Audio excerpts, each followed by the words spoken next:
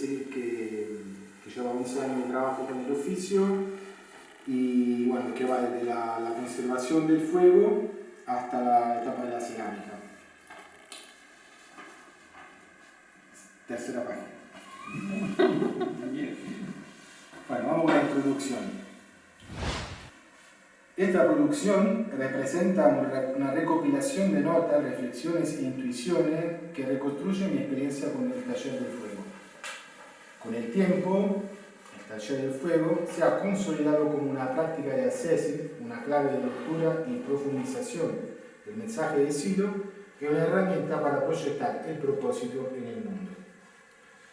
El texto se divide en dos grandes fases. La primera, que va de 2013 a 2016, se refiere a los pasos de conservación, transporte y producción del fuego.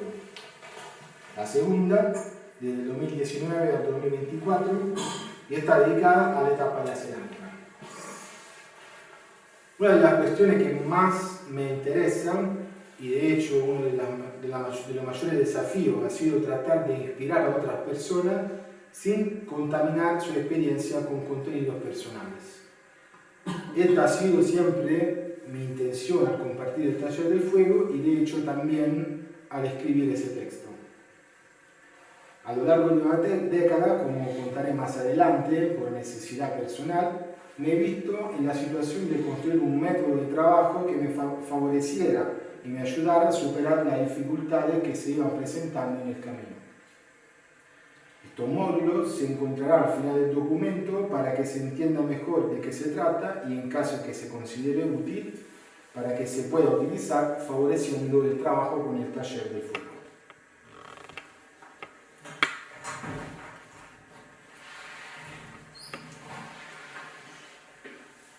Acercamiento al taller del fuego y primeros intentos. Las primeras experiencias con esta práctica fueron previas al trabajo con la disciplina morfológica. Inicialmente, con un primer grupo decidimos sondear el taller, pero sin una dirección clara. Creo que en ese momento, movido por la curiosidad, decidimos explorarlo. Sin duda, la actividad realizada en compañía de amigos resulta agradable, pero al poco tiempo el tanque del entusiasmo se vació rápidamente. Reconocí que ese ámbito no había suficiente permanencia y que eso repercutió en la carga afectiva hacia el trabajo. Al cabo de unos meses se formó un nuevo grupo que explicitó la necesidad compartida de un ritmo semanal. Entonces, un lugar donde reunirnos y seguimos adelante. Así tuve mis primeras comprensiones sobre cómo el taller podía ser una intensa práctica interna. Llegamos a los materiales fríos, donde nos quedamos un tiempo, después de lo cual varias condiciones externas e internas hicieron que este segundo ciclo también desvaneció. En 2013 retoma el taller del fuego y nuevas oportunidades. En 2013 me fui a vivir a Buenos Aires, Argentina. Gracias a la generosa hospitalidad de Ariel Niro en su taller, tuve la oportunidad de contar con un lugar y un ámbito para trabajar. Retomé el taller desde donde lo había dejado, es decir, desde la etapa de los materiales fríos, inicialmente con una frecuencia de 2 días a la semana. Con este ritmo y trabajando sin prisa, pude hacer muchas relaciones, comprendiendo con mayor profundidad el potencial alegórico y transmutativo de esta práctica. Ese mismo año se armó el taller para trabajar con el vidrio en el Parque de Estudio y Reflexión de La Reja, en Buenos Aires, gracias a la experiencia de Ariel en esta etapa. Participé a la construcción de crisoles, hornos de fusión y templado. En los meses siguientes practicamos con el vidrio soplado y moldeado. Reflexión decisiva. Esta gran oportunidad me permitió formular una reflexión que determinó el trabajo que llevé adelante durante los 10 años siguientes. Me di cuenta de que la fascinación del vidrio incandescente formaba parte de una etapa que no conocía, a la que no había llegado a través de la experiencia. Percibí un pensamiento ingenuo que veía en los pasos finales del taller del fuego la parte más importante, la fascinación de los metales y el vidrio fundido, como si fueran lo que realmente tenía sustancia. Pero de hecho era evidente que cada paso de este camino requería atención y práctica para poder acceder al siguiente. Y aquí un extracto del mensaje. Debes ahora adquirir suficiente percepción de los estados internos de lo que puedes encontrar durante tu vida y especialmente durante tu trabajo evolutivo. No tengo otra forma de describirlo que utilizando imágenes, en ese caso alegorías. A mi parecer, tiene la virtud de concentrar visualmente estados de ánimo complejos. Por otro lado, la forma singular de presentar estos estados enlazados en cadena como si fueran diferentes momentos de un mismo proceso, introduce una variante en las descripciones siempre fragmentada a la que nos han acostumbrado quienes se ocupan de esas cosas. Y bueno, esto tiene que ver con la profundización de cada paso del oficio, ¿no? Eso me aclaró muchísimo la importancia de no ir a buscar lo que me fascina, sino que acumular experiencia para introducir el trabajo siguiente. Viaje metafórico. Por cierto, fui muy afortunado de participar en aquella circunstancia especial, pero decidí retomar todo el trabajo desde el principio, comenzando por la conservación. Decidí detenerme en cada paso sin prisa para comprenderlo en profundidad, adentrándome en el mundo alegórico de esta práctica. Si viajamos en auto, todo lo que pasa a nuestro lado se pierde rápidamente en nuestra espalda en fugaces manchas de colores. Recorriendo el mismo tramo en bicicleta, tendríamos tiempo para ver mejor el paisaje, pudiendo distinguir, comprender y relacionar. Pero en este caso, elegí emprender el viaje a pie, para darme el tiempo y la posibilidad de dirigir la atención a una flor o al color de una roca. La construcción de un método, primera parte. Primera dificultad, la atenuación de los registros en el tiempo. Comenzando de nuevo con calma y sin prisa, retomé la práctica un fin de semana para cada una de las tres etapas: conservación, transporte y producción del fuego. Sin embargo, advertía la dificultad de perder a lo largo de la semana la conexión con el trabajo realizado, mientras que mi intención era descubrir cómo estas etapas estaban conectadas entre sí, en la práctica y en las alegorías. Por lo tanto, después de varias semanas, decidí intentar incluirlas todas en un solo fin de semana. Segunda dificultad, la carga afectiva del fuego. A pesar de haber encontrado una permanencia y una secuencia de pasos que facilitaban mi trabajo, una gran cuestión, sin resolver, me acompañaba en forma de pregunta. ¿Cómo puedo conectarme con la intrínseca importancia vital y mística del fuego tal como se experimentaba en la prehistoria? Era evidente que si bien el fuego continuaba siendo un elemento evocativo poderoso, incluso en nuestro día, la carga emocional se había modificado. Posteriormente, intuí que no estaba modificada, sino transferida. Es decir, la carga psíquica de algunos de los atributos del fuego, con el pasar del tiempo, se habían transferido.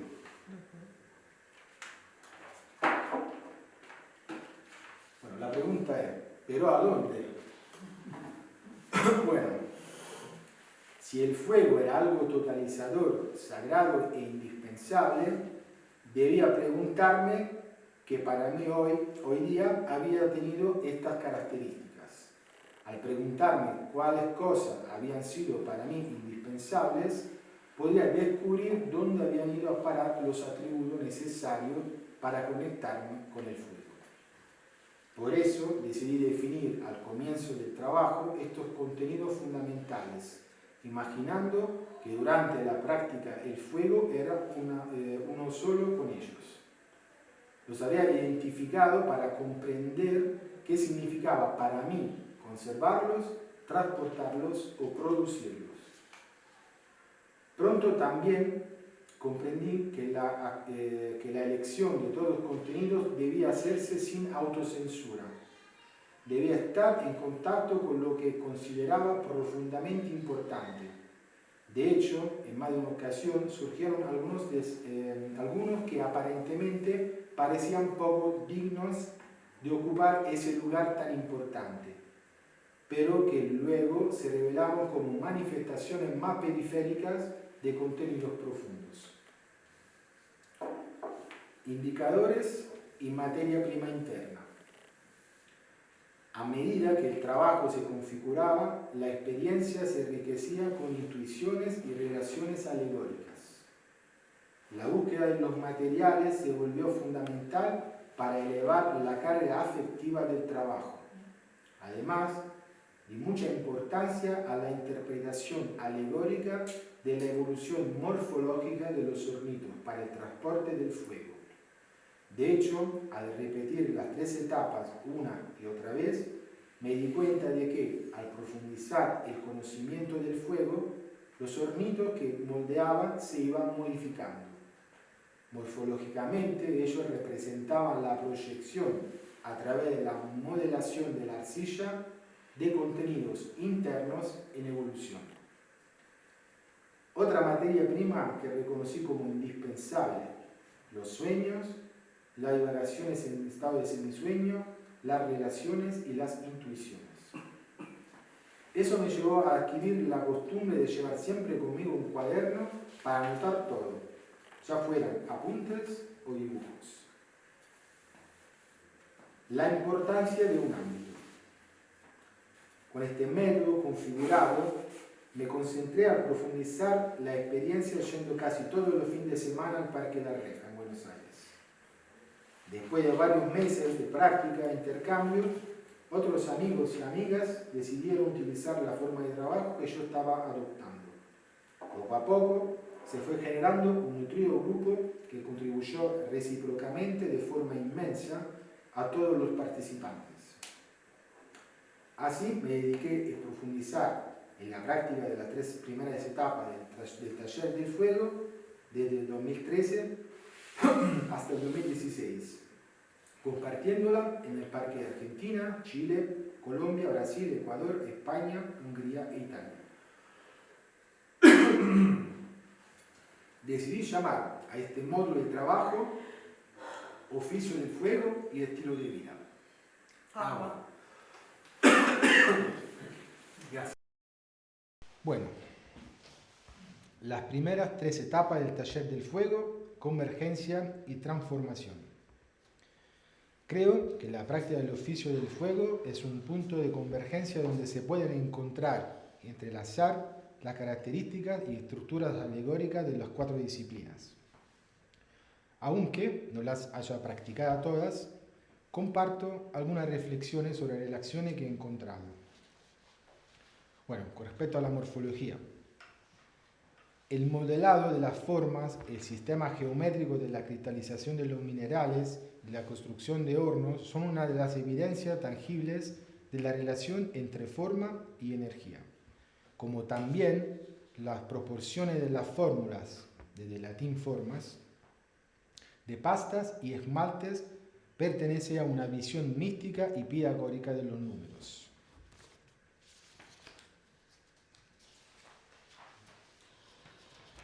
Energética. El fuego asume el papel de generador y transmutador en el proceso de elevación de temperaturas, activando una resonancia en el cuerpo. El calor de la llama, con su gama que va desde el rojo-naranja, plexo reproductor, al azul-blanco, cúspide, representa un recorrido energético lleno de significados. Material o alquimia. El taller del fuego se presenta como un sistema de relación alegórica permanente, que a través del procedimiento transmutativo genera un profundo cambio en el operador. Al conocer y transformar la materia, el individuo conoce y transforma a sí mismo. Mental. En el taller del fuego se manifiestan oportunidades para explorar la frecuente concatenación de pleno y vacío, de la oscuridad y de la luz. Estos complementos y su interacción abren espacio de reflexión y crecimiento mental. Además, el funcionamiento de las alegorías lleva a la intuición de que el uno y el todo son lo mismo. Para mí, el taller del fuego representa plenamente el trabajo de ascesis. También, innumerables otras relaciones me han ayudado a comprender la profunda interconexión que existe entre el mensaje de Silo y este trabajo. Por ejemplo, cuando tomé conciencia de la importancia de profundizar y practicar cada paso sin prisa, gracias a estas frases. Siguiendo los pasos lentamente, meditando sobre lo que he dicho y lo que queda por decir, puedes transformar el sinsentido en sentido. No te hablo de libertad como algo de quieto, sino de liberarse paso a paso, como se libera del camino que ha tenido que recorrer quien se acerca a su ciudad.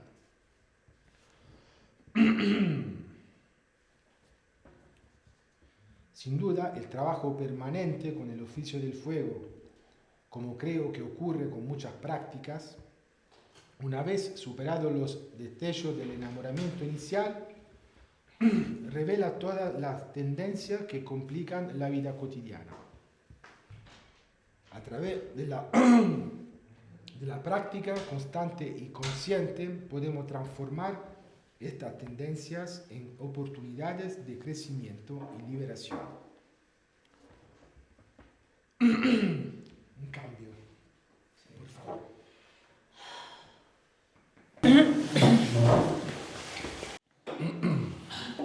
El primer estado en el que prevalece el sinsentido del que hablamos al principio se define como estado de vitalidad difusa.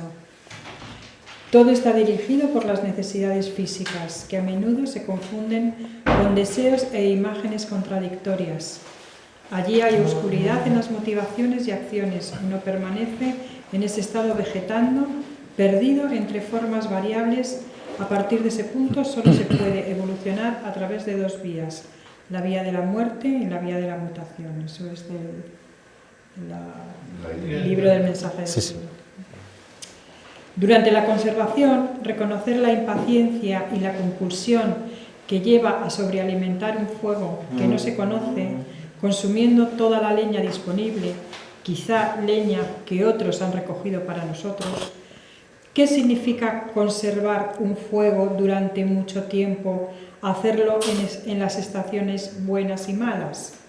¿Qué pasa cuando la incomodidad del cuerpo se impone a la fascinación de la llama? Para evolucionar hay que conocer nuestro fuego, darle un nombre, ser capaz de evocarlo, conocer su resistencia, conscientes de que no nos necesita porque Él es, mientras que nosotros aspiramos a ser. Ese fuego es el guardián de la puerta de los sueños, capaz de evocar fantasmas y guías. Otro pasaje del libro del mensaje. No escapes a la purificación que actúa como el fuego y aterroriza con sus fantasmas. Crear una relación íntima con Él necesita tiempo, reconocer su rostro de luz y ceniza, registrar en las profundidades del alma su voz hecha del crepitar, del sonido de las brasas, del rugido del viento que lo exalta. ¿Cuántas noches te tomó entender que mis atenciones excesivas no le hacían bien, sino que terminaban rompiendo una armonía que aún no era capaz de ver? Así que en lugar de favorecer su potencial, terminaba sofocándolo. Pero es fundamental fallar. Fundamental es también observar el fracaso para reconocer y corregir las tendencias para reconciliarse. Encontrar un espacio intermedio en el péndulo que hay entre la compulsión y el temor. Actuar sin reversibilidad es la otra cara del temor sin acción. ¿Leo los pasajes? Sí, por favor. Dos pasajes del libro del mensaje. Bien, te he dicho que había otro camino para escapar de la vitalidad abismal, el de la mutación. Si eliges ese camino es porque quieres emerger de tu penoso estado sin estar dispuesto a abandonar algunos de sus aparentes beneficios. Es pues un camino falso, conocido como el camino de la mano torcida. Muchos monstruos han salido de las profundidades de ese tortuoso túnel. Han querido asaltar el cielo sin abandonar los infiernos y por tanto han proyectado en el mundo medio la infinita contradicción. Supongo que ascendiendo del reino de la muerte y a través de tu consciente arrepentimiento ya has llegado a la morada de la tendencia. Dos sutiles marcos sostienen tu morada, la conservación y la frustración. La conservación es falsa e inestable. Caminando sobre ella te ilusionas con la idea de la permanencia, mientras que en realidad desciende rápidamente. Si tomas el camino de la frustración, tu ascenso es penoso, pero también es el único no falso. En el fuego de la conservación, una y otra vez, he cocido hornillos para el transporte. Algunos se agrietaban, otros explotaban. Tras comprender que era fundamental conocer el fuego, ahora me daba cuenta de que también debía conocer íntimamente la materia y su interacción. Aquí, de nuevo, la prisa, la falta de observación y de relación me recordaban la importancia de los errores. No es insignificante cómo se construye un hornillo. Su forma, sus espesores, el lleno y el vacío, las decoraciones y su estructura.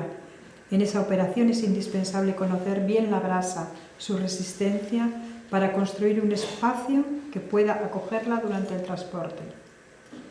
¿Qué se necesita para cocer un hornillo sin que se agriete o rompa? Otro pasaje del libro del mensaje. Cuando fuerzas algo hacia un fin, produces lo contrario. Es necesario saber secarlo y cocerlo de manera uniforme y proporcional, tener en cuenta su espacialidad, que tiene un dentro, una dentro y una fuera, una arriba y una abajo, un perímetro. Dar tiempo al agua para que se evapore sin prisas, dejándolo respirar. Por lo tanto, acercarse progresivamente y lentamente al fuego, rotando y exponiendo toda su superficie al calor, cuidarlo, mantenerlo en copresencia mientras se come, mientras que se descansa, mientras que se habla o se está en silencio. El hornillo es el con el que puedo liberarme de la dependencia del lugar donde me veo obligado a conservar, a pesar de todo. Me permitirá proteger y llevar el fuego y lo que representa hacia nuevos y desconocidos destinos. El transporte es la posibilidad de moverme, ya sea para alejarme de un peligro o para lanzarme al descubrimiento de lugares desconocidos. No sé si se ven muy bien los hornillos. Son varios del proceso. Sí. ¿Están cansados, señores? No. Seguimos. ¿Qué me dará la medida de mi conocimiento y confianza con el fuego? En el viaje del transporte me doy cuenta de que el fuego, con todo lo que representa para mí, está entre mis manos, pero no lo veo. No es como en las noches donde lo alimentaba con troncos y sus llamas crepitantes iluminaban la noche. Ahora estaba frente a su mínima esencia custodiada allí dentro del hornillo, sintiendo a menudo el impulso de ver y soplar las brasas. Me pone algo encima que pudiera liberar, aunque sea una pequeña llama reconfortante. Mis pasos inciertos revelan que no tengo suficiente conocimiento del fuego. Soy relativamente libre en mi andar, limitado por el temor en la búsqueda de nuevas posibilidades. Lo encendí de nuevo lo antes posible, invadido por la evidencia de esos actuales límites. Estamos hablando del transporte, ¿no? También en este paso del oficio era claro y necesario profundizar y repetir la práctica para comprender a fondo los miedos, entender qué representaban alegóricamente e identificar las correspondencias en la vida cotidiana. Después de muchos intentos aprendí a reconocer una brasa fuerte, a tener confianza y a mantener la conexión con ella a través de indicadores menos invasivos. Percibir el calor del contacto de las manos, una mínima regulación del aire para hacerla respirar, el olor de la combustión, todo esto me daba señales reconfortantes mientras avanzaba en mi búsqueda. Podía mirar a mi alrededor, percibir peligros y posibilidades. Mi atención ahora estaba disponible, ya no atrapada en la telaraña de los temores. El transporte es una etapa muy intensa porque es donde se manifiesta el riesgo real de perder el fuego, como representación externa de atributos significativos. Se trata de una conservación en movimiento, un primer grado arriesgado de liberación. Bueno, vamos a leer 2 párrafos del libro del mensaje que habla de los estados internos. De fracaso en fracaso puedes llegar al próximo descanso, se llama morada de la desviación. Ten cuidado con los 2 caminos que ahora tienes frente a ti. O tomas el camino de la resolución que te lleva a la generación, o tomas el de resentimiento que te hace descender otra vez a la regresión. Ahí te encuentras ante el dilema, o te decides por el laberinto de la vida consciente y lo haces con resolución, o vuelves resentido a tu vida anterior. Son numerosos aquellos que, no habiendo logrado superarse, han truncado aquí sus posibilidades. Otro párrafo. Pero tú que has ascendido con resolución, ahora te encuentras en la morada conocida como generación. Allí tienes 3 puertas. Una se llama caída, la otra se llama intento y la tercera degradación. La caída te lleva directamente a las profundidades y solo un incidente externo podría empujarte hacia ella. Es difícil que elijas esa puerta. La de la degradación, en cambio, te conduce indirectamente a los abismos, haciéndote recorrer los caminos en una especie de espiral turbulenta, en la que reconsideras continuamente todo lo que has perdido y todo lo que has sacrificado. Este examen de conciencia que lleva a la degradación es ciertamente un falso examen, en el que subestimas y haces desproporcionadas algunas cosas de las cosas que comparas. Comparas el esfuerzo del ascenso con los beneficios que has abandonado. Pero si miras más de cerca, verás que no has abandonado nada por ese motivo. Los motivos han sido otros. Por lo tanto, la degradación comienza con la falsificación de los motivos que, al parecer, eran ajenos al ascenso. Ahora pregunto, ¿de qué es traicionada la mente? ¿O qué traiciona la mente? Quizá por los falsos motivos del entusiasmo inicial, quizá por la dificultad de la empresa, quizá por los falsos recuerdos de sacrificios que no han existido o que han sido causados por otros motivos. Te digo y pregunto ahora, tu casa ha estado quemada, tu casa se quemó hace tiempo, por eso decidiste comenzar el ascenso. Pero ahora piensas, mi casa se ha quemado, o sea, que piensas que se ha quemado a causa de tu ascenso. Bueno, está un poco sí. Has echado un vistazo a lo que ha sucedido a las casas vecinas. No hay duda que debes elegir la puerta del medio. Bueno, eso en particular me parece muy importante entenderlo. Cuando se trabaja con el transporte, se está como recorriendo, se trabaja con el transporte. Está pasando eso, digamos, se va soltando una situación porque no se puede sostener, porque si no, no había sentido transportar el fuego de un lugar a otro, ¿no? Y arriesgar todo, ¿no?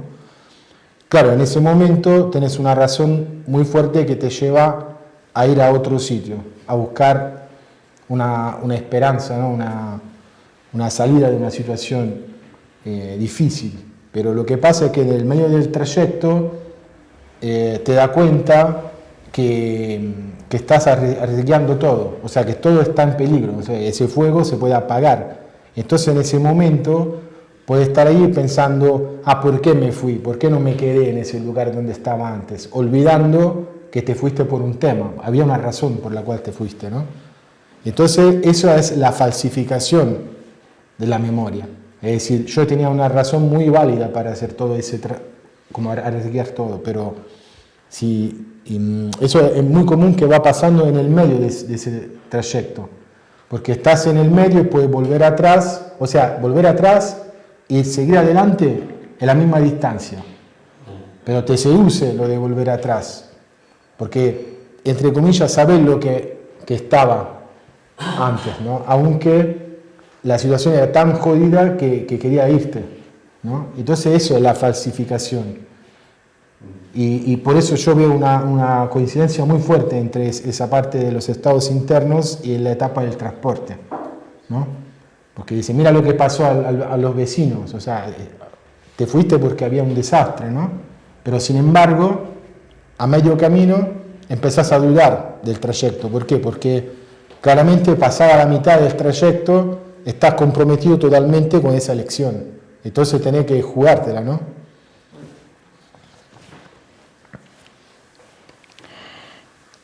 Otro punto, desde la búsqueda de los materiales hasta la producción, un proceso de aprendizaje.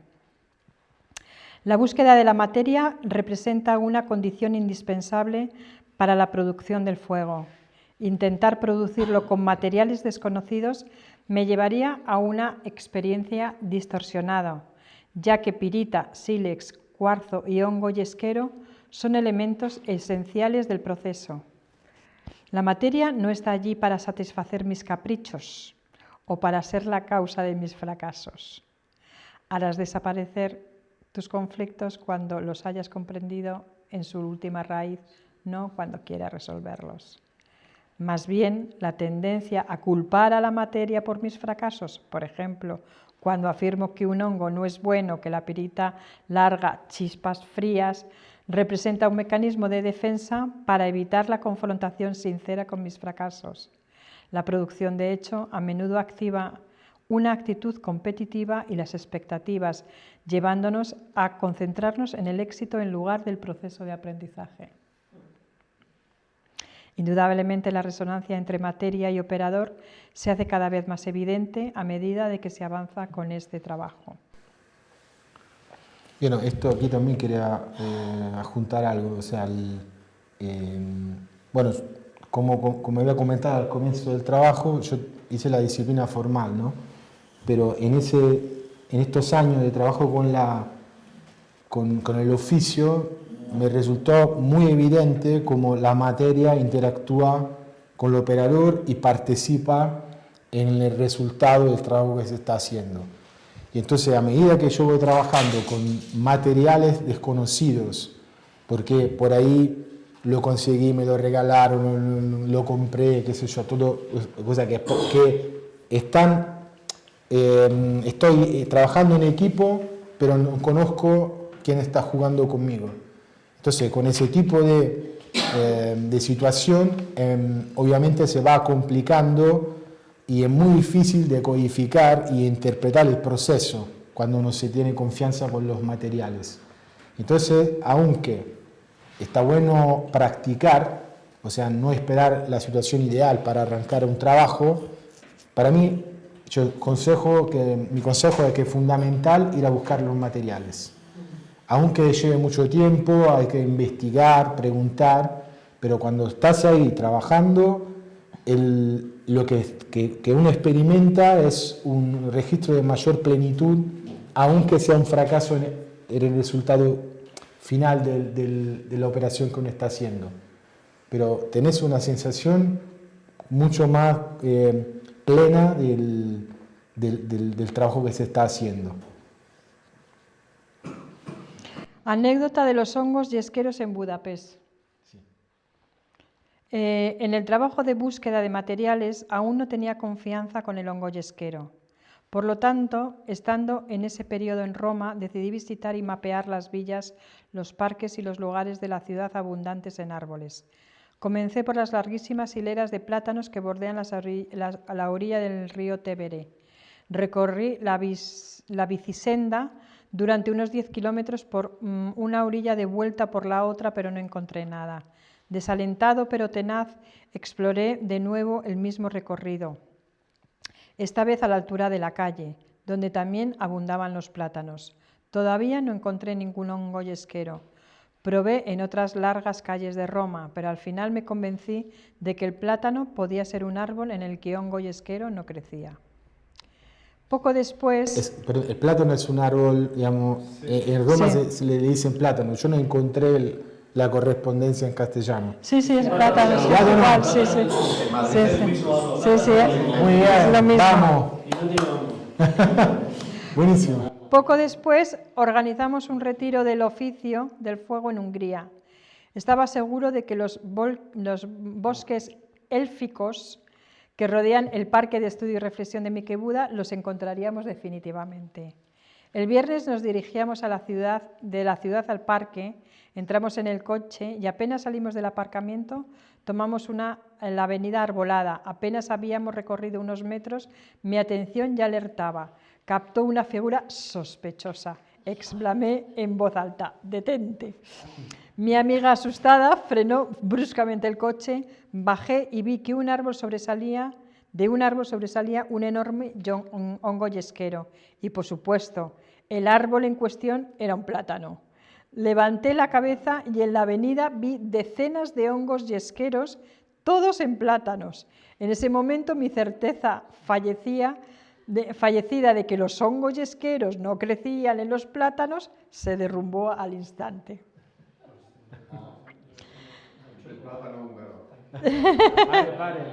Falta el gran final.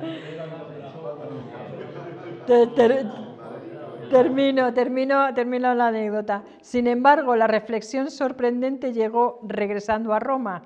Recorrí los mismos caminos de mis fallidas búsquedas y esta vez comencé a encontrar hongos yesqueros en los plátanos romanos. La enseñanza era clara: si tu espíritu se resigna a no ver, entonces tus ojos lo seguirán. Pero si no cierras la posibilidad, entonces habrá un momento que encontrarás. Fue increíble. Fue increíble.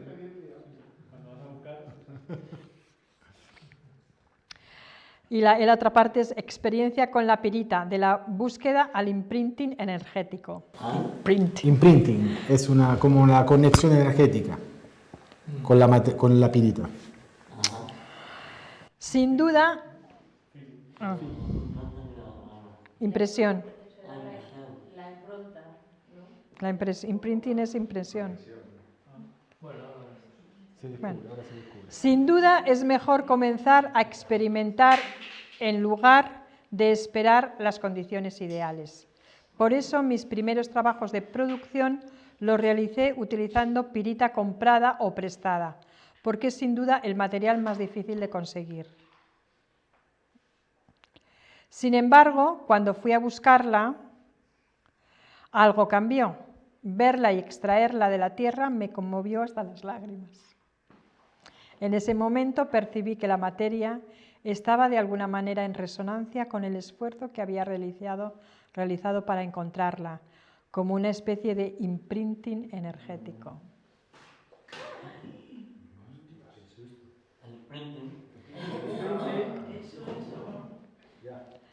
¿Sigo? Sí, se entiende eso, ¿no? Que todo el esfuerzo que se hace para conseguir la materia, en el momento que la va consiguiendo, hay una elevación de la carga afectiva del trabajo hecho que se va transfiriendo en los materiales y que te conecta de una forma muy especial a los materiales que estás buscando. También aquí, siguiendo el método de trabajo que me había propuesto, me hice las preguntas que acompañaban mi práctica. ¿Qué ámbito o aspiración representa para mí el fuego? ¿Qué consecuencias y cambios habría si lograra producir ese fuego alegórico? Al principio pasaba muchas horas con el rostro sudado, las manos y la cara ennegrecidas por el polvo de la pirita. A menudo me aplastaba los dedos por la impresión de los golpes, rompía las piedras por la fuerza excesiva. Me obstinaba insistiendo, a veces acelerado, el ritmo movido por la irritación. Mientras tanto, el hongo yacía en el cuenco de cerámica completamente cubierto por los escombros de mis fracasos.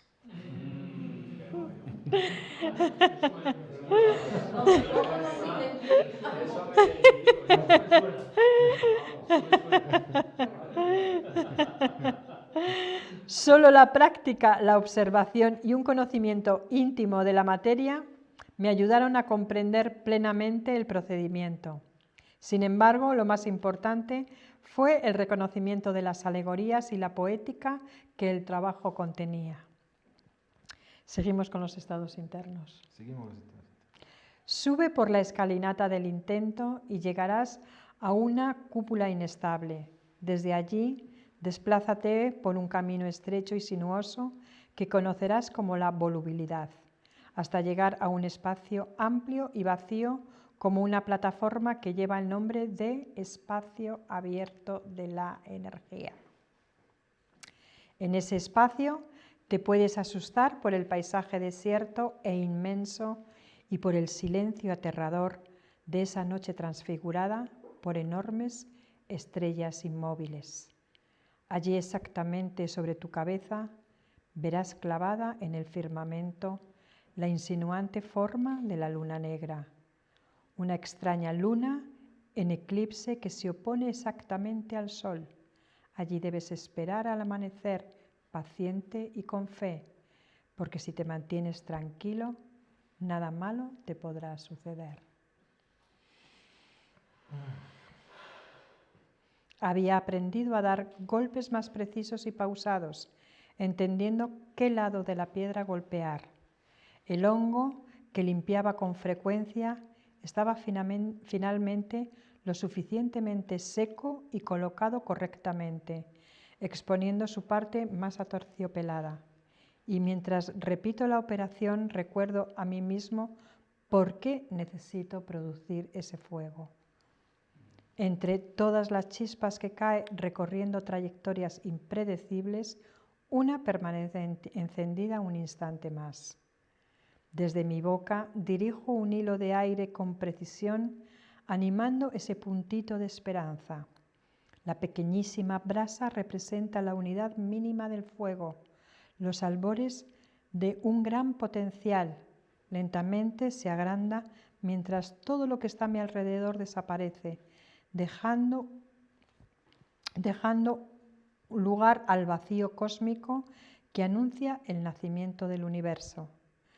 Tomo el nido de paja preparado previamente y coloco la pequeña brasa envolviéndola mientras mis pulmones se cargan y descargan, nutriéndola con mi aliento.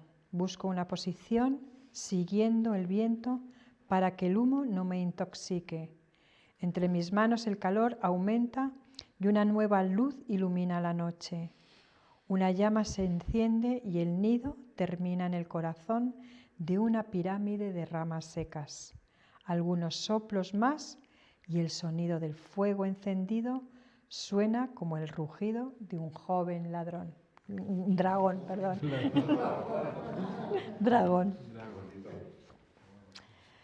Logras llegar al día, surgirá ante tus ojos el sol radiante y te revelará por primera vez la realidad. Entonces verás que en todo lo existente vive un plan.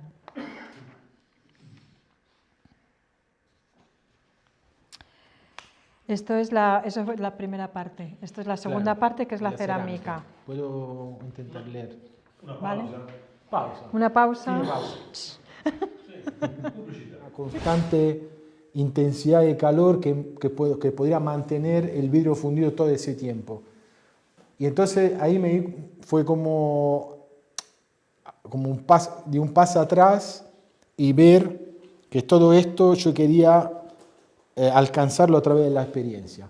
Entonces tuve como una especie de rebote al origen de todo y dije, bueno, vamos a empezar de vuelta y vamos a ver todo lo que he perdido intentando de acelerar el proceso que había hecho hasta aquel entonces. Y bueno, y Y me sorprendió también el poder de las alegorías. Yo venía, bueno, como comentaba antes, ¿no? Del trabajo de la disciplina morfológica, pero el poder de los descubrimientos, las intuiciones que me dieron los procedimientos con la materia fueron increíbles, porque justamente por esa tendencia mental e intelectual de imaginación, estoy muy, como para mí la imaginación es una trampa, porque puedo armar razonamientos que no me permiten realmente conectar con la necesidad, con los fracasos, etc., ¿no? Por lo contrario, la materia es muy sincera, ¿no? La materia no miente, siempre te devuelve todo constantemente, ¿no? Si el descuido que tienes hacia la materia te lo devuelve, con los fracasos, con las cosas que no entiendes, ¿no? Y ahí está buscando, bueno, como comentaba antes, ¿no? Está buscando responsables, ¿no? Los culpables, ¿no? Porque la arcilla tiene esa característica, entonces no va, no está bien, qué sé yo.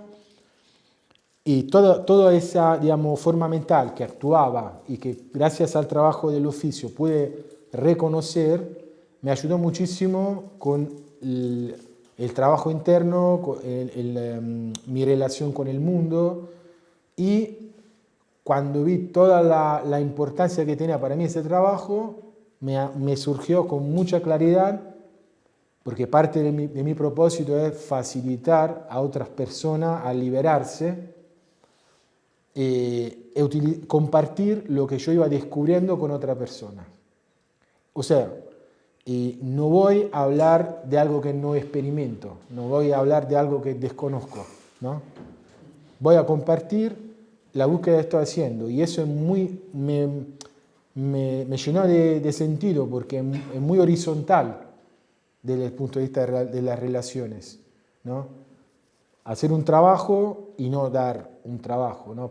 Ser participante, tener la libertad de decir yo no, o sea, estoy buscando el sentido pero todavía sufro, todavía tengo contradicciones, me peleo, me enojo, ¿no? Y busco la reconciliación, y esto me liberó de muchas cosas, de muchos pesos, y me dio una sensación de conexión mucho más fuerte con la gente, de mayor comprensión de la fragilidad del otro, porque reconozco mi fragilidad y puedo tener la libertad de experimentar mi fragilidad para experimentar el otro también. Y todo esto me lo dio el trabajo con el oficio. Y a medida que iba avanzando y dedicando todo ese tiempo al trabajo del oficio, eso claramente me daba la energía para permanecer, porque me da cuenta la cantidad de cosas que estaba descubriendo, sin apuro, ¿no? Sin correr, ¿no? A mí siempre me sale ese ejemplo, ¿no? ¿Viste? Hay videojuegos, ¿no? Que tiene como niveles cada vez más complicados, ¿no? Y uno piensa, bueno, yo quiero jugar el último nivel, no me interesa, ¿no? Arrancar desde el comienzo, de cero, ¿no? Que matar el bicho, ¿no? Yo quiero el monstruo, lo del último nivel. Pero esa forma mental, que en un momento también la compartía, era totalmente distorsionada. Porque a menudo que yo iba avanzando en la conservación, ahí comprendí un montón de cosas, solo conservando el fuego. Y entonces digo, bueno, acá hay un montón de regalos, ¿no? Hay que investigar y buscar y experimentar mucho, y eso me convenció a mantener ese tipo de trabajo y permanecer en el tiempo. Claramente, como está también contaba antes, digamos, hay como una especie de fascinación por algunos aspectos, ¿no? Pero te das cuenta que si conservas el fuego en verano es una fiesta. Las estrellas, los grillos, ¿no? Te comes un choripán, no sé. Estás en el paraíso, ¿no?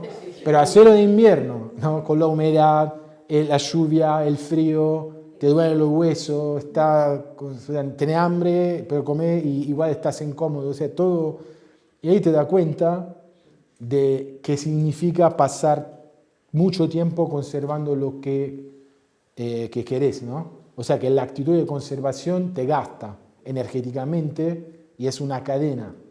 Y cuando estás en situaciones difíciles, te das cuenta que esa cadena es cada vez más corta, ¿no? No tenés margen, porque se complica lo que te rodea y no puedes soltar, porque ese algo a lo cual estás agarrado es tan fuerte y lo deseas tanto que no tenés margen de libertad, de elegir. Y ahí, bueno, es todo un mambo, ¿no? de lo que relacionaba lo cotidiano, ¿no? Las relaciones, todo esto. Y siendo un trabajo evolutivo, el oficio, entonces, digamos, buenísima la conservación porque gracias a la conservación uno puede salir de la oscuridad. Entonces puede salir de estas necesidades del cuerpo de sobrevivir, ¿no? Pero luego aparece la necesidad de evolucionar, ¿no? La relación con ese algo que representa el fuego. Y entonces de ahí aparece qué significa para mí el transporte, ¿no? Y lo que voy contando, ¿no? De eso que tenés una urgencia, te vas a buscar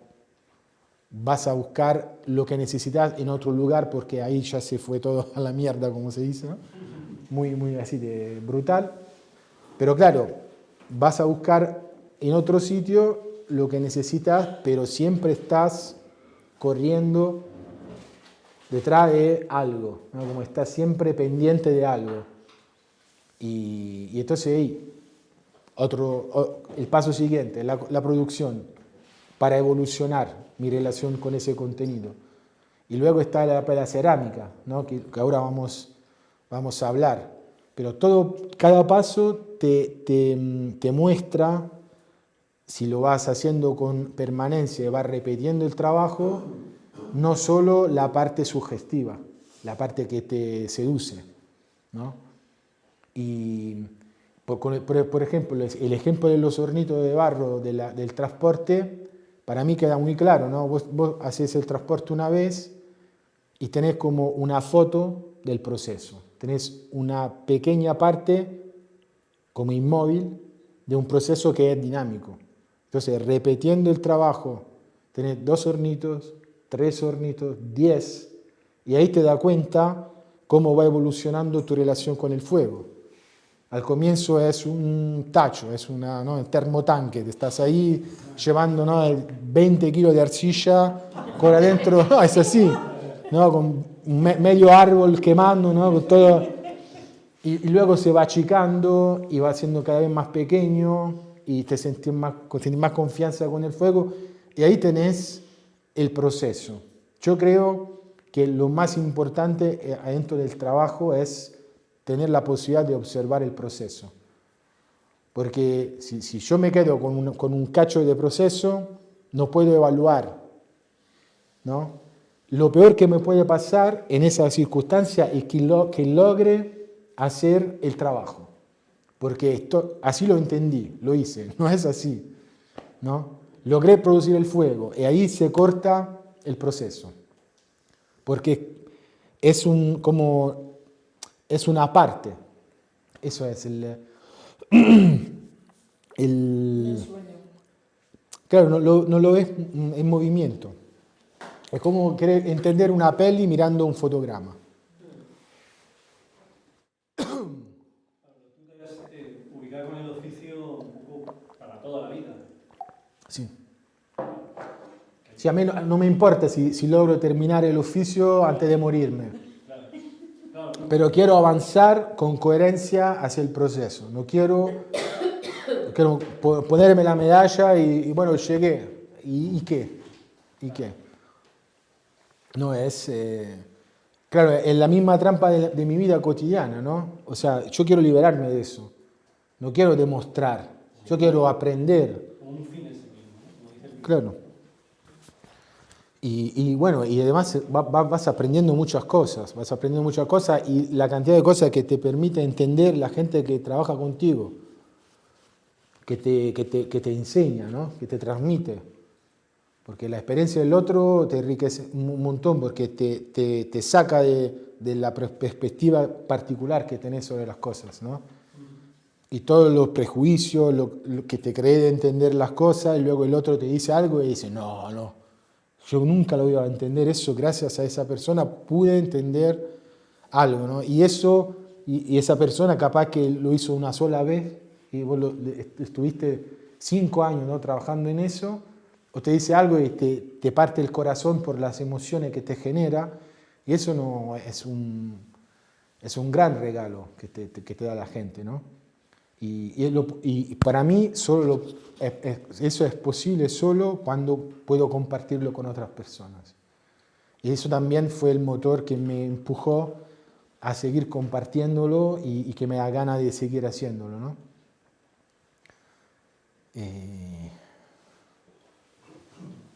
Eso.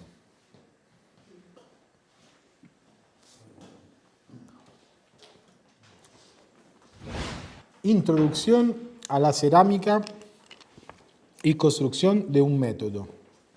Segunda parte. Después de haber trabajado mucho con la arcilla en realización de hornitos y haber pasado años en contacto con el fuego, me sentí listo para comenzar la nueva etapa.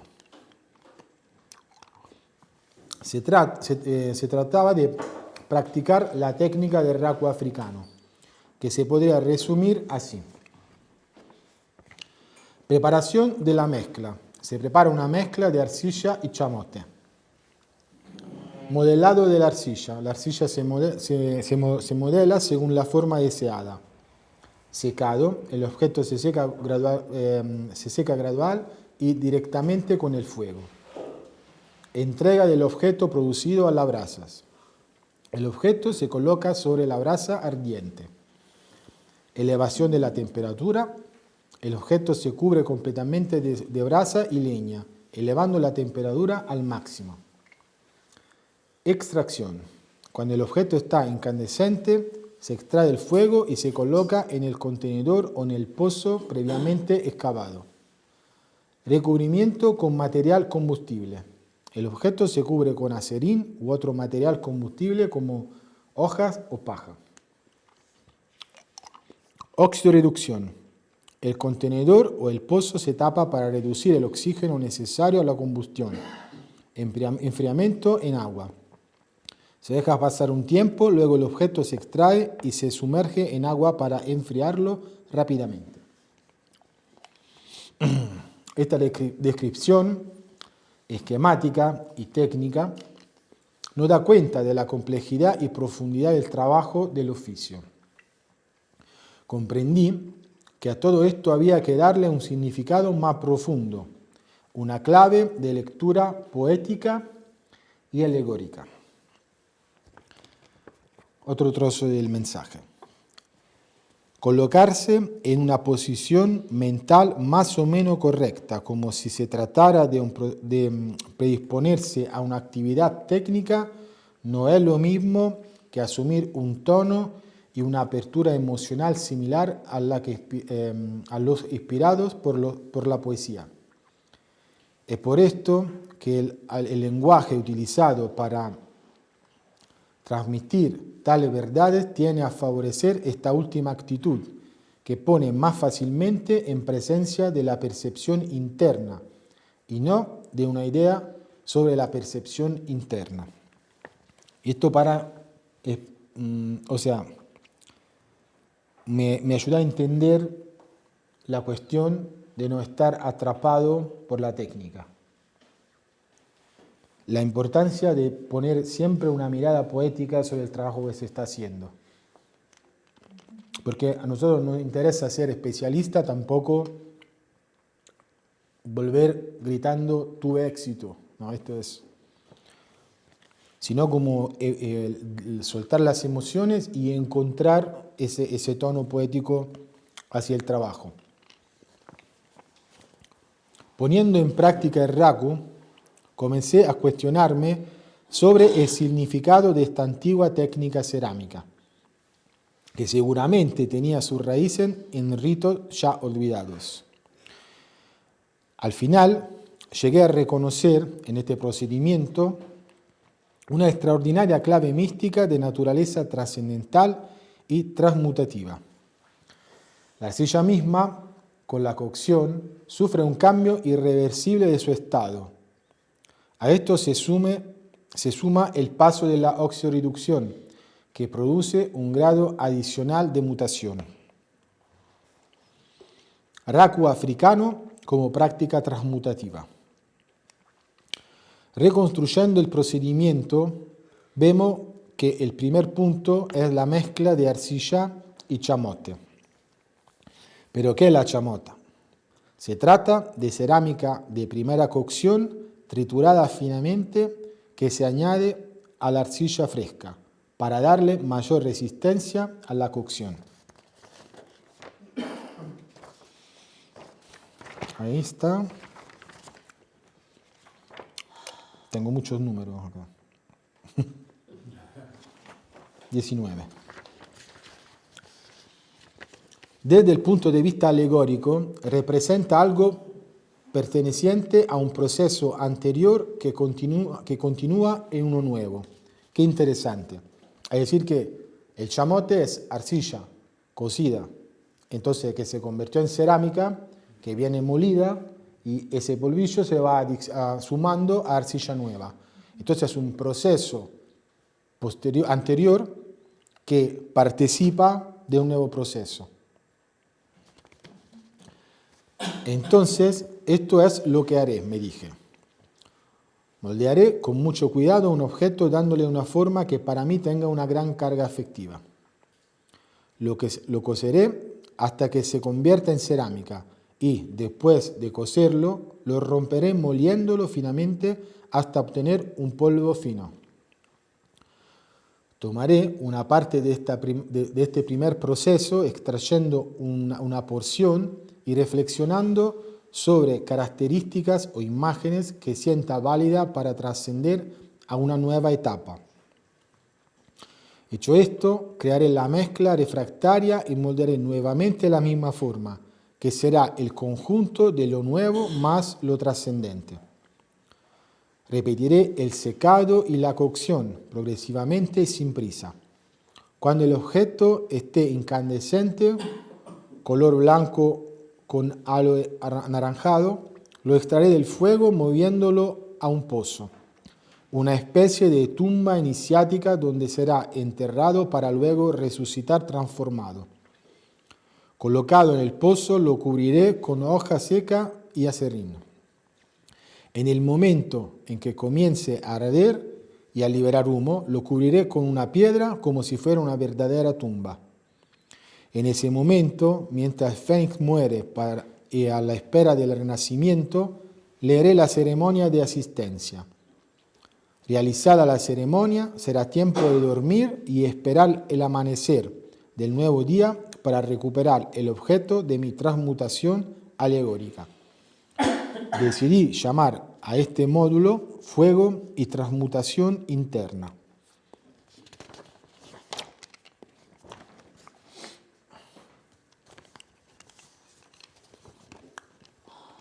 La tormenta después de la calma. En 2017, a mi regreso oficial a Italia, me encontré enfrentando un cambio tan radical que representó un verdadero shock. Durante los años que pasé en Argentina, me había dedicado con intensidad y constancia a una práctica ascética que, a través de intercambio y la compartición, había llevado a la formación de un numeroso grupo de personas alrededor del oficio del fuego. Todas mis relaciones se entrelazaban con una cierta coherencia con mi camino interior, funcionando como una sólida red de apoyo en la vida cotidiana. Sin embargo, al llegar a una calurosa Roma desierta, caí en un estado de vacío y falta de referencia que me sacudió profundamente. Me sentí perdido, carente de reconfortante rutina que marcaba mis días en Argentina. Mi sistema emocional y psíquico colapsó Entre pánico y ansiedad me vi obligado a dirigir la atención hacia mí mismo, aprendiendo a trabajar sobre mí completamente, aprendiendo un trabajo sobre mí completamente nuevo. Nunca me había sentido tan vulnerable, con una íntima necesidad de pedir ayuda. Tenía que reconstruir mi mundo interior a partir de la fragilidad. Mi interfaz emocional con el mundo se había convertido en una capa delgada que dejaba filtrar más emociones de las que estaba acostumbrado a manejar. Esto me llevó a tomar una pausa del oficio, pues en ese momento sentía la urgente necesidad de crear nueva base para mi existencia. En el 2019, aproximadamente 3 años después, gracias a la disponibilidad de un amigo que me acogió en su taller, compré un torno y decidí retomar mi camino con la cerámica. El torno, alegoría del anhelado centro. Anhelado. Cuando me senté frente al torno, fue evidente que la alegoría que más necesitaba conectar estaba relacionada al registro del centro. En efecto, aún me sentía muy a merced de los eventos externos y necesitaba lo que desde hace tiempo invocaba en mis ceremonias: unidad y dirección en la vida. Humedecía las manos y le apretaba alrededor de la arcilla, mientras el eje de rotación inexorablemente me recordaba que el centro aún estaba lejos. Mi actitud oscilaba entre el temor y la imposición. Quería que la arcilla se posicionara en el centro, pero ella hacía lo contrario de lo que le mandaba. Cuando fuerzas algo hacia un fin, produces lo contrario. A menudo, a pesar de que era claro que la arcilla no estaba centrada, decidía practicar el agujero de apertura para levantar las paredes del cilindro inicial. Inevitablemente, toda la desproporción de la base se proyectaba incontrolablemente hacia arriba, con el resultado de que la pieza se rompía inevitablemente. Ir contra la evolución de las cosas es ir contra uno mismo. Me llevó varios meses de práctica diaria interiorizar la importancia de la resonancia con la materia. La arcilla no estaba allí para obedecer a mi capricho, no era mi esclava. Ella no trabajaba para mí, ella trabajaba conmigo. Cuando trata a lo demás como quieres ser tratado, te liberas. Poco después adquirí un mínimo dominio del centrado y comencé a crear mis primeras producciones. Una vez más sentí la necesidad de construir un método de trabajo guiado por las reflexiones que progresivamente emergían de la práctica.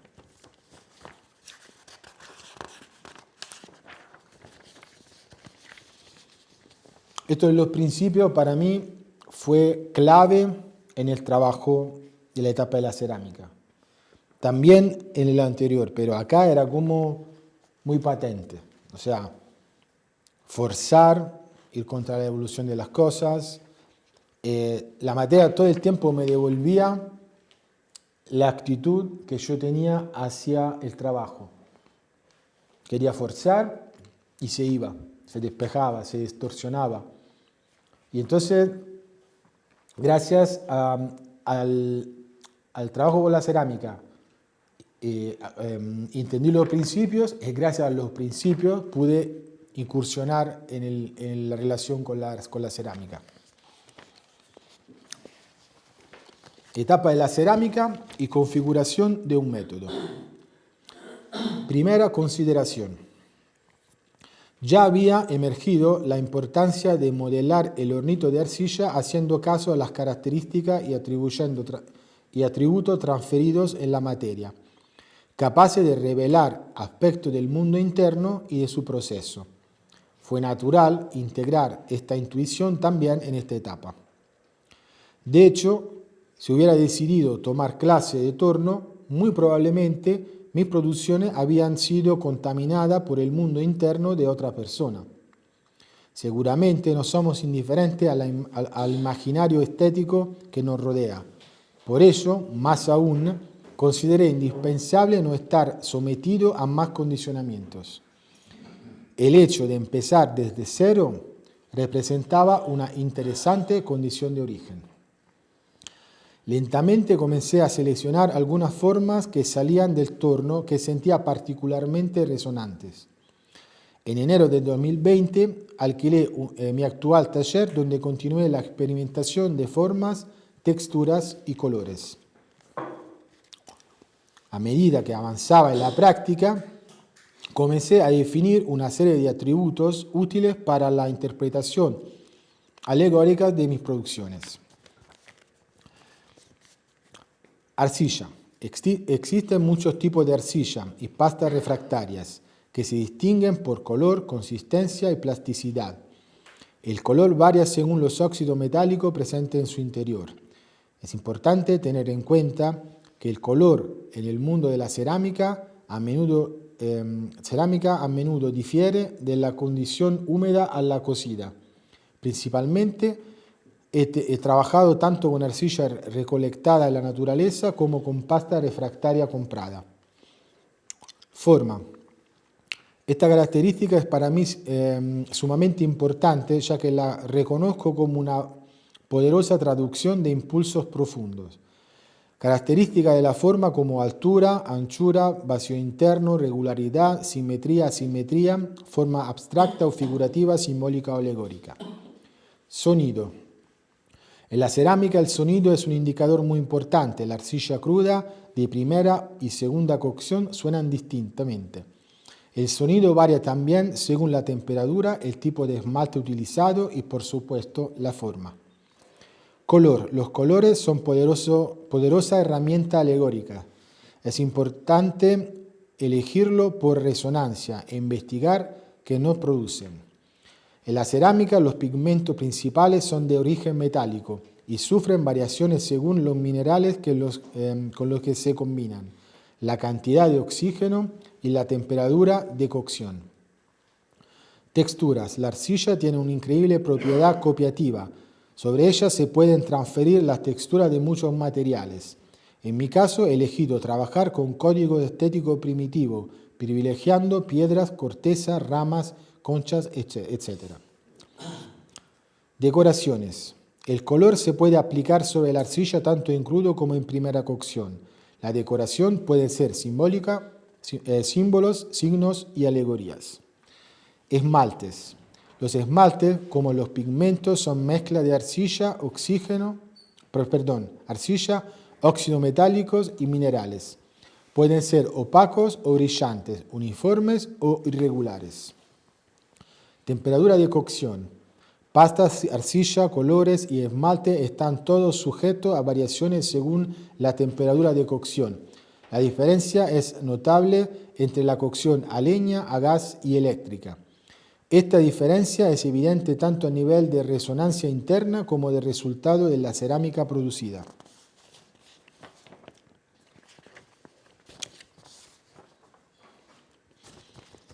Esto para decir que cuando se hace una producción cerámica y hay un montón de cosas que te pueden, como mucha herramienta para interpretar el trabajo hecho. Y la interpretación te habla mucho de lo que te está pasando o de la sensibilidad que tenés, ¿no? O lo que está buscando, como es un diálogo y todo lo que vas eligiendo. Por eso decidí no tomar clase. ¿Por qué? Porque ahí estás adentro de una estética promedio, porque te dice, bueno, esta es la forma del vaso, se usa cristalina, usa ese tipo de esmalte, y te va metiendo una cantidad de códigos que por ahí te van confundiendo y te va también sacando como te va quedando la oportunidad de poder interpretar lo que te está pasando. Desde nuestro punto de vista, obviamente, se puede aprovechar todo esto como herramienta para trabajar internamente. Y entonces, en ese tiempo, yo me pregunté, ¿qué es lo que puedo interpretar del trabajo que estoy haciendo, más allá de la forma que ya tenía bastante clara desde cuando trabajaba con el transporte y haciendo hornitos. Entonces me metí y vi, bueno, la textura, el color, el esmalte, el sonido, todas estas cosas me producían registros. Entonces las anoté.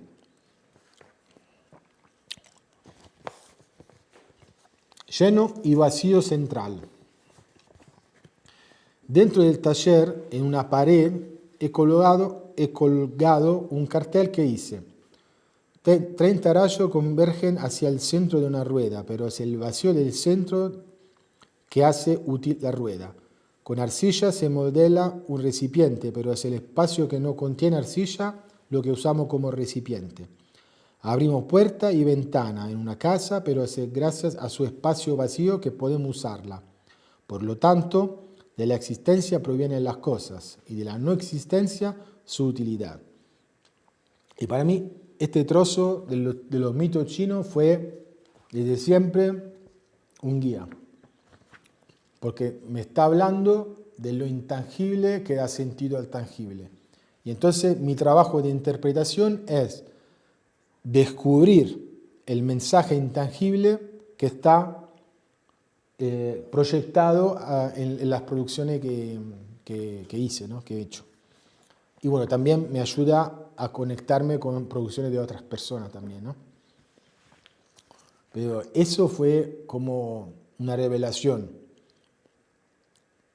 Así como como las emociones, ¿no? Que tiñen nuestra forma de interpretar la realidad, ¿no? Entonces se pueden hacer cosas muy concretas, pero es como nosotros vivimos lo que estamos haciendo de concreto que le da sentido o no le da sentido. Entonces esa parte intangible es muy, muy importante. Y entonces, bueno, le di una gran vuelta al tema del vacío. El vacío representa uno de los pilares de este camino que llevo adelante desde hace años. Su presencia constante le he podido observar en estos dos aspectos alegóricos hasta ahora.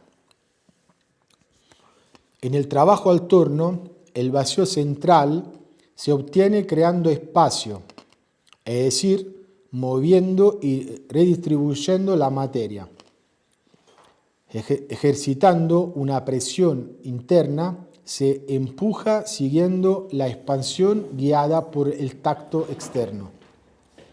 La fuerza se aplica con precisión en un punto y gracias a la rotación se multiplica por todo el diámetro.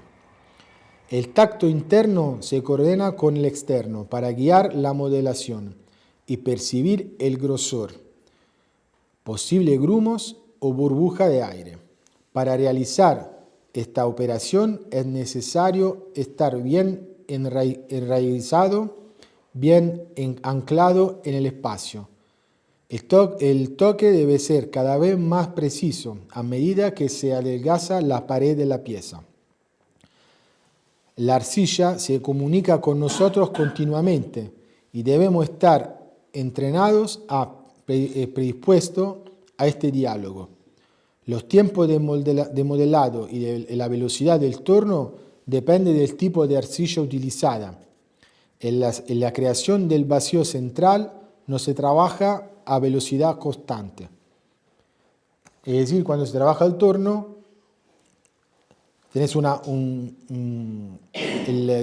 arcilla en el medio del torno y después que está centrada, para generar ese vacío, se opera una presión central y se empieza a desplazar la materia en el espacio. Pero lo que pasa es que la materia se ordena, no se saca la materia, se va ordenando. Entonces la van moviendo y moviéndola puede decidir si desarrollarla más horizontal o vertical. Y lo de levantar las paredes, es decir, la presión que se ejerce desde adentro hacia afuera y que se va controlando con las manos de afuera, y cada vez que se va haciendo más sutil el grosor de la pieza, el tacto tiene que ser cada vez más preciso. y ahí te das cuenta si hay burbujas, si hay pelotitas de arcilla, piedras o otras cosas dentro, ¿no? Entonces es un trabajo de mucha precisión táctil. Y también, creo que eso lo digo también más adelante, te vas a trabajar, digamos, en general los ojos participan muy poco en ese trabajo. ¿Por qué? Porque muchas cosas las vas descubriendo, las vas sintiendo con las manos. Entonces, en el espacio de representación, esas coordenadas tienen mucha más importancia las coordenadas del tacto que de la mirada, de la vista, ¿no?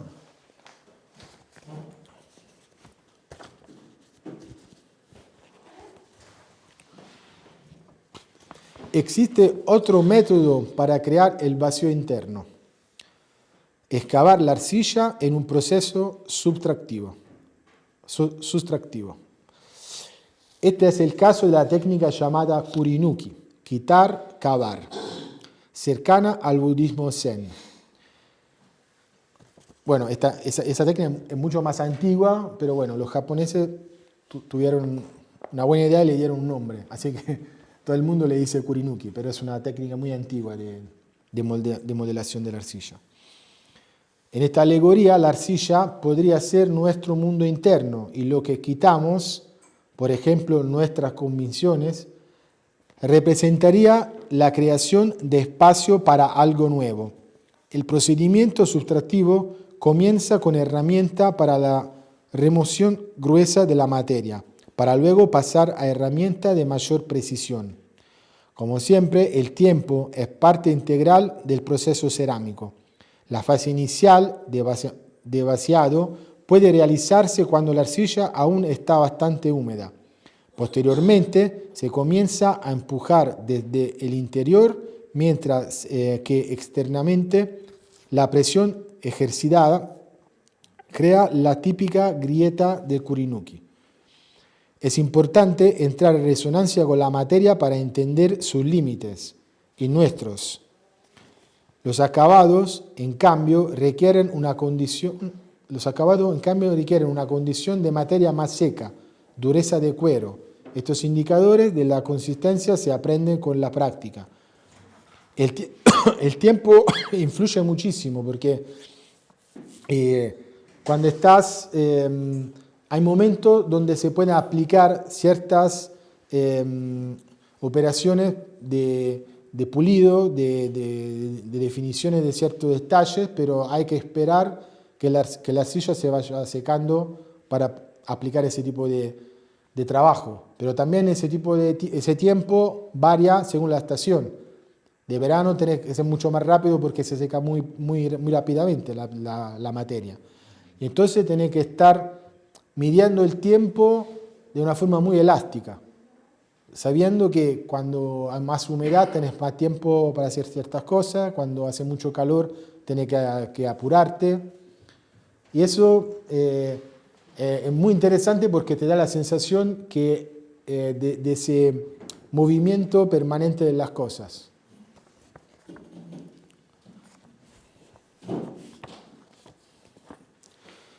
Y la relación con los elementos y el tiempo en el oficio del fuego. En el trabajo, la relación con el tiempo es flexible, en estructura con los procesos y la necesidad de la materia, la cual participa activamente. Mecánicamente, las personas pretenden obtener lo que desean rápidamente. En el oficio, afortunadamente, esta expectativa se ve desatendida. El tiempo necesario es una cantidad variable, por eso es fundamental aprender a observar, buscar indicadores internos y externos. A veces me pasa que tengo que poner alarma, por ejemplo, y salir en la noche a terminar una pieza. Porque si espero el día siguiente, es muy dura y ya se complica todo. Entonces estoy como conectado con la pieza que estoy haciendo. Y eso, bueno, para mí todavía resulta raro, pero lo experimento como válido.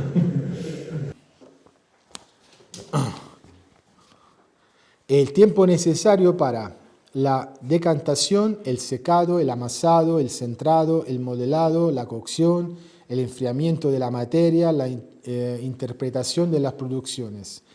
Es necesario reconocer cuándo es el tiempo de profundizar y cuándo es el tiempo de avanzar.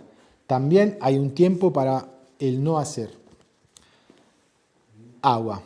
El agua nos permite diluir y filtrar la arcilla. La cantidad adecuada de agua nos permite modelar. Si es excesiva, la materia no se sostiene estructuralmente. Si es escasa, la materia no se deja moldear. La cantidad adecuada nos permite cocer nuestras producciones, diluir esmalte y engobes. Con el agua podemos lavar la cerámica después de la primera cocción para eliminar residuos e impurezas. Esto lo hemos visto, por ejemplo, trabajando con los hornitos, ¿no? Le va metiendo mucha agua y se desarman, ¿no? Si lo trabaja muy seca, las grietas y la moldeación se complica, ¿no? Entonces ahí la justa cantidad, ¿no? Aire. Este es el aliento nuestro y de fuego. Cuando horneamos debemos darle el tiempo de salir y liberarse sin prisa. Si el oxígeno fluyera rápidamente a través de la arcilla, encontrando burbujas de aire o grietas, sería más probable que su ruptura estructural. El exceso de aire puede también acelerar la combustión en el momento equivocado de la cocción, consumiendo innecesariamente leña y sometiendo a un choque térmico a la arcilla. Temperatura. A través del calor podemos secar la arcilla para que se pueda amasar y sucesivamente moldear. Tanto el calor ambiental como la temperatura corporal inciden en el proceso general. La cocción de la arcilla es dinámica como una sinfonía. Rápido, fuerte, fortísimo, lento y retardando. Esta es una forma de utilizar términos de música clásica para definir la curva térmica de la cocción, ¿no? Esta es la curva de la cocción de los esmaltes, por ejemplo. Características alegóricas en la preparación de la arcilla. El procedimiento de preparación de la arcilla también ofrece numerosos temas de reflexión de tipo alegórico. La búsqueda de la materia prima se convierte en una ocasión para meditar sobre el valor de lo que se moldea y la necesidad de no desperdiciar la materia. Este proceso induce a aclarar a uno mismo lo que se desea realizar. Un aspecto alegórico significativo es el siguiente. La arcilla, con su elasticidad, nos permite modelar externamente nuestro mundo interno. Cuando la recolectamos, contiene naturalmente un porcentaje de impurezas. Estas, mediante el tamiz o proceso de purificación, quedan retenidas en las mallas, dejando libre la arcilla pura. El tamiz representa simbólicamente un trabajo similar a lo que ocurre durante los cambios. Las impurezas de una etapa anterior quedan retenidas, predisponiéndonos a asumir nuevas formas. La finura de la malla del tamiz podría corresponder proporcionalmente a la profundidad del cambio. Antes de ser pasada por el tamiz, la arcilla se disuelve en agua para liberar sus partículas de las impurezas. Por este motivo, cuando se recoge después del filtrado, resulta ser una sustancia turbia, en la que no se distingue el agua y la arcilla. Para separarlas hay que esperar. El agua, siendo más ligera, tendrá a subir a la superficie con el paso del tiempo, dejando depositar en el fondo la arcilla. Hay que saber esperar con paciencia para distinguir los dos elementos. Este proceso refleja lo que ocurre cuando la agitación y el cansancio nos impiden tener una visión clara de los hechos. Es necesario concederse tiempo para recuperar la calma y la lucidez antes de actuar. Y por ejemplo, yo he preparado, tengo en casa un frasco de vidrio donde dentro puse arcilla y agua. Y arriba, bueno, en la tapa del frasco puse el texto del principio, ¿no? Que dice, cuando encuentran una gran fuerza, deja que se debilite antes de avanzar con resolución. Bueno, todas las veces que siento que estoy tomando una decisión compulsiva, agarro el frasco, lo sacudo, agua y arcilla se mezclan y aparece ese barro donde no se distingue nada. Y bueno, hasta que no se separen, no tomo decisiones. Y por ejemplo, esto es una forma de aprovechar de una alegoría de forma muy práctica, ¿no? Y no sabes a veces que la sacudo. La mía es igual, pero al revés. El aceite flota y el separador lo que haces es que, claro, se va acumulando y no va saliendo. Pero es igual, o sea, no tienes que esperar. Claro. Su tiempo y entonces el agua pesa más y se va. Aquí es al revés. Entonces, claro, es igual. Y eso que has dicho también es que es igual, es totalmente material. La chamota que es con eso. Sí, sí. Normalmente el destilado, el anterior destilado, ese hidrolato lo vuelves a echar para destilar y entonces sacas más aceite esencial. Es igual que ahí, es la alegoría y la materia es diferente. Claro. Pero está... Claro, es el mismo reino. Resonando todo, pero con distinta materia. Claro. Igual todo, es un trabajo alquímico total. Total. La acumulación. Es todo, o sea, con la destilación es idéntico todo, es material. Muy bien. Ok, falta poco, aguanten. Igual, estamos hablando de 11 años, ¿eh? Bueno, lo sinteticé lo más que pude, pero fue... Bueno, eso de del principio que le estaba diciendo, bueno, está aquí, ¿no? No te pongan a gran fuerza, retrocede hasta que se debilite, entonces avanza con resolución. Esperada la evaporación de una parte del agua, la restante podrá ser vertida lentamente fuera del balde para obtener la consistencia ideal y poder amasar la arcilla. Se puede adoptar diferentes métodos. Un primer método consiste en poner la arcilla en un saco de tela y colgarlo, dejando que el agua residual gotee por acción de la gravedad. Otra opción es extender la arcilla sobre superficies permeables como tabla de madera o placas de yeso.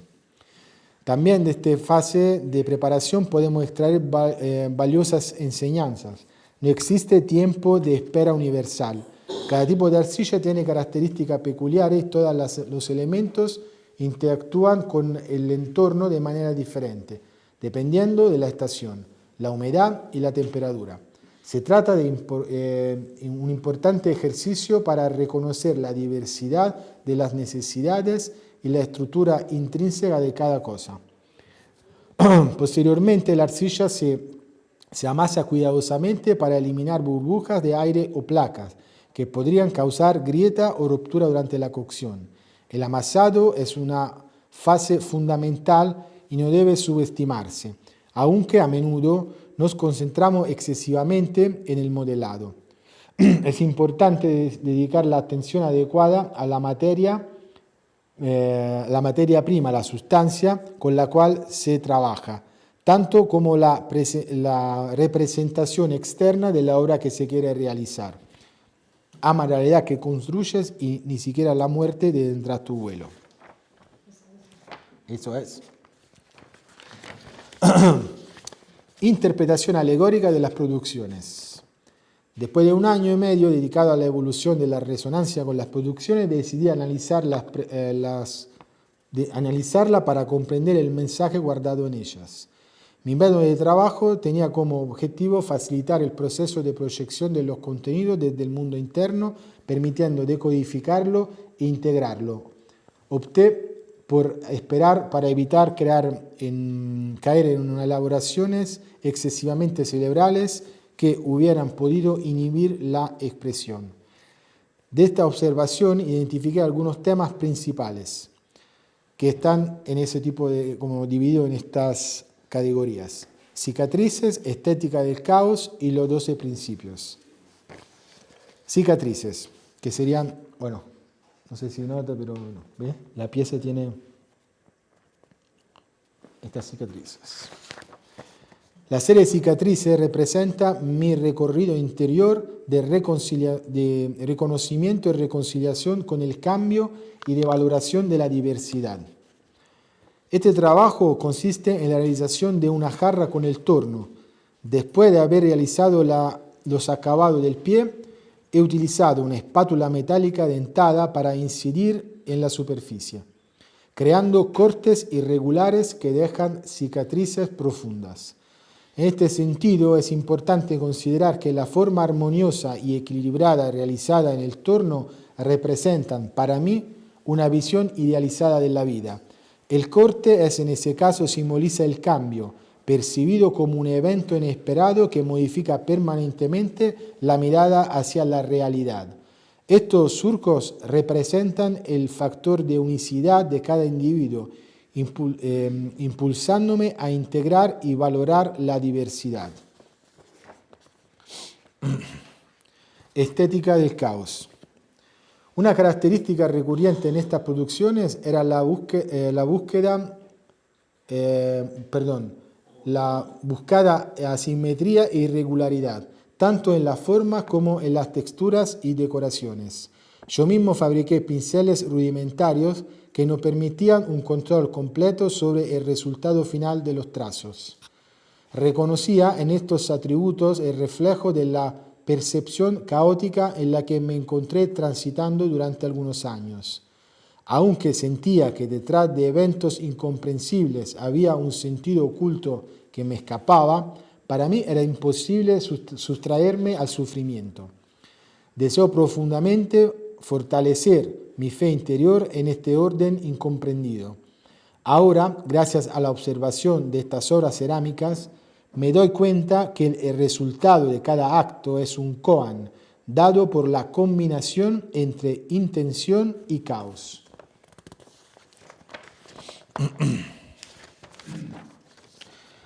Los 12 principios.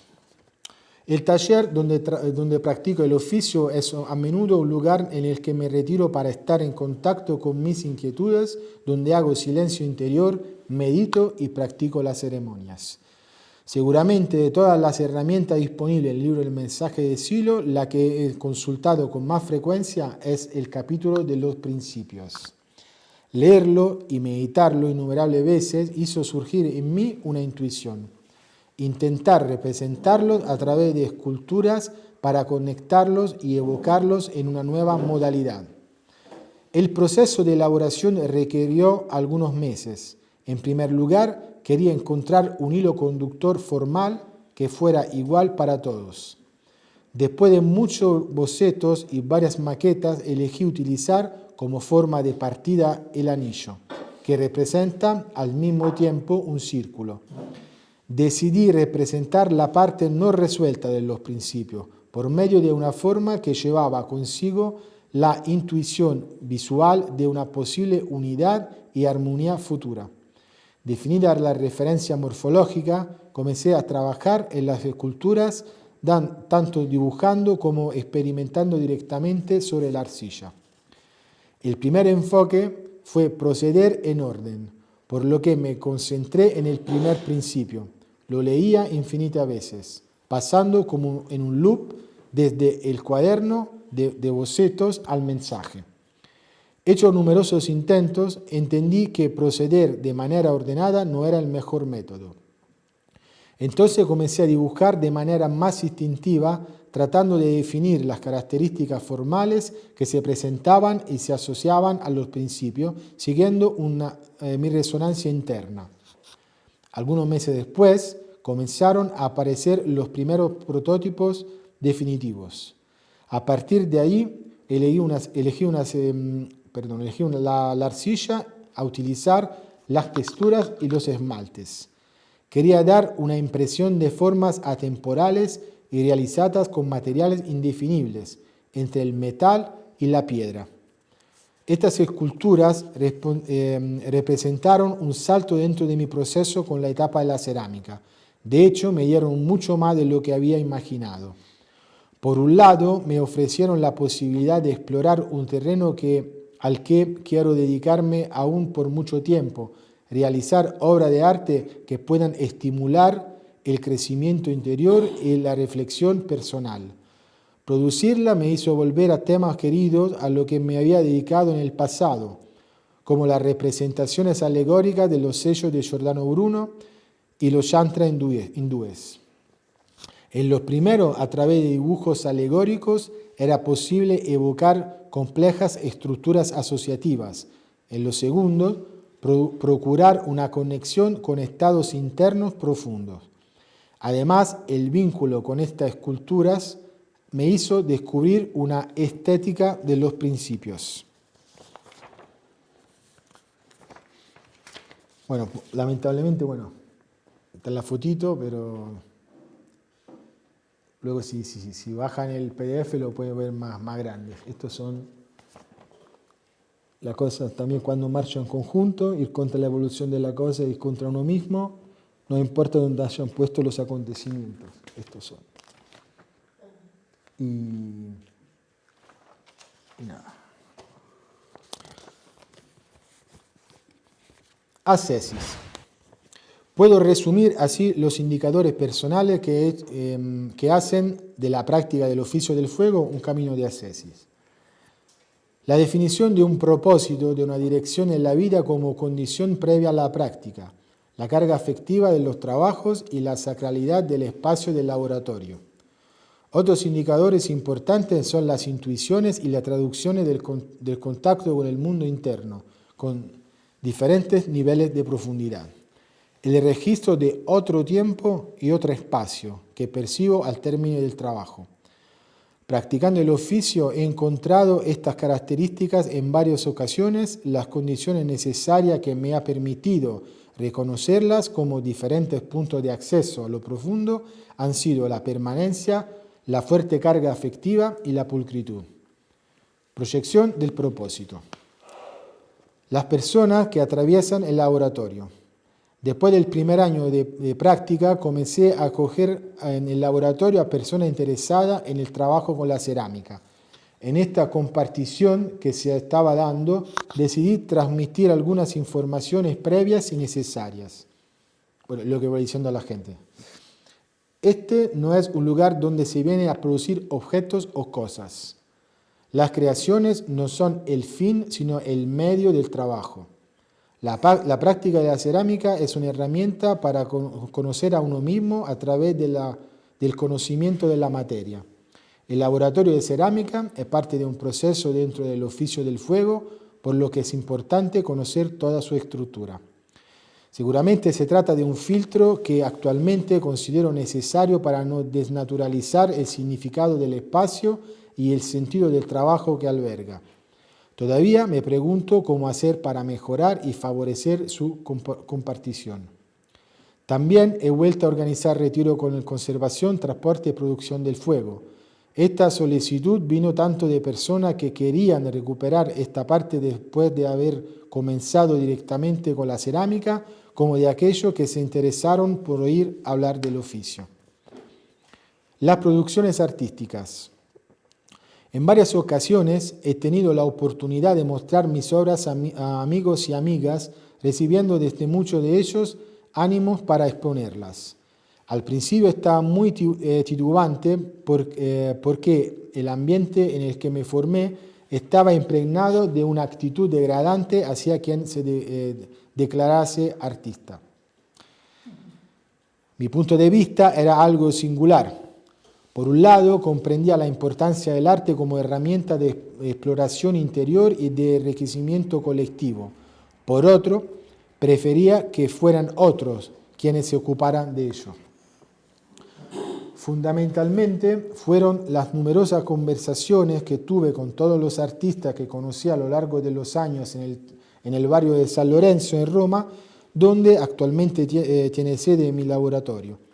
Dialogar con ellos me ayudó mucho en el proceso aún en curso de deconstrucción del juicio interior que me obstaculaba en el crecimiento. Hoy considero de gran importancia la producción de arte que surge del trabajo interior, de contenidos del humanismo y de la escuela. Creo que ese tipo de obra representa un puente capaz de conectar contenidos internos transpersonales. En cualquier caso, independientemente de la calidad, evaluable solo en el plano personal de las traducciones de dichos contenidos, seguramente se comparte con el observador una oportunidad de reflexión. El lenguaje es un medio impregnado de malentendidos y no menos de manipulaciones.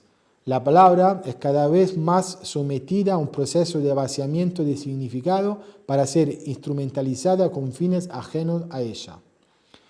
Por el contrario, el arte que nace del profundo se expresa a través de canales diferentes y aún representa un terreno fértil para el cambio.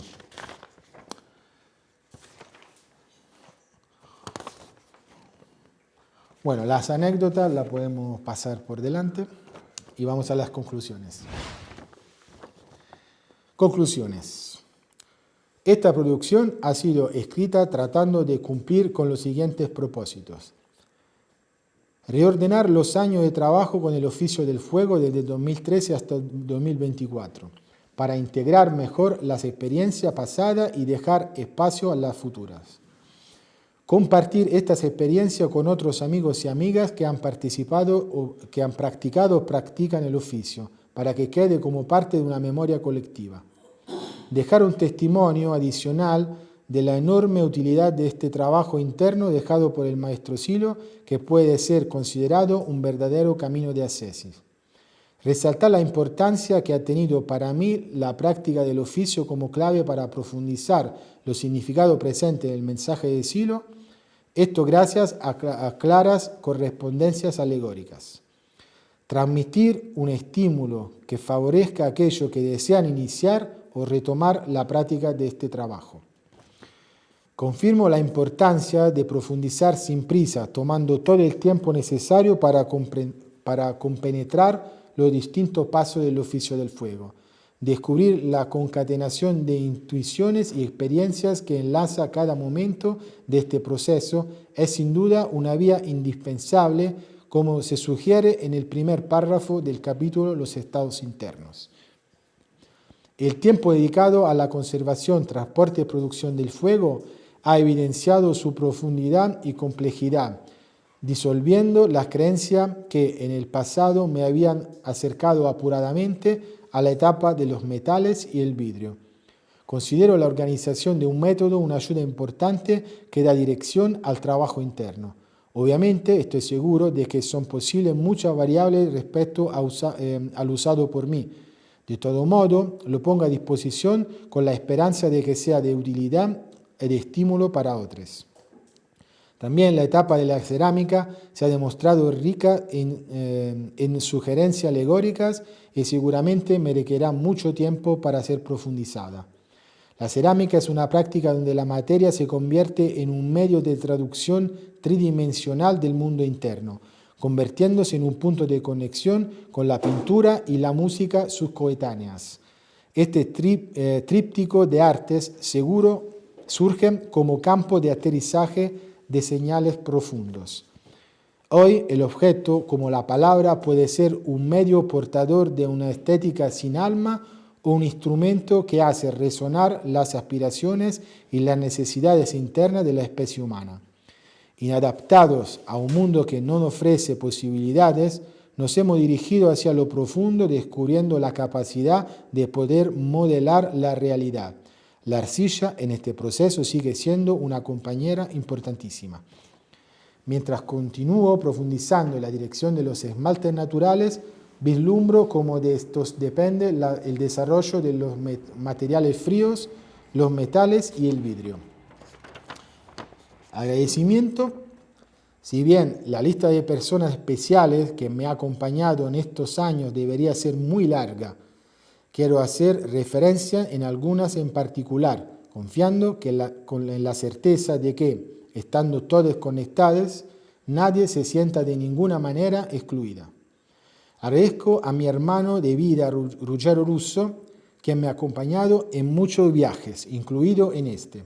Agradezco a Ariel Niro por haberme acogido en su laboratorio, por su predisposición hacia el ámbito y por haber compartido siempre con generosidad su experiencia. Agradezco al maestro Silo por haber posado una mirada humanizadora sobre nuestras vidas.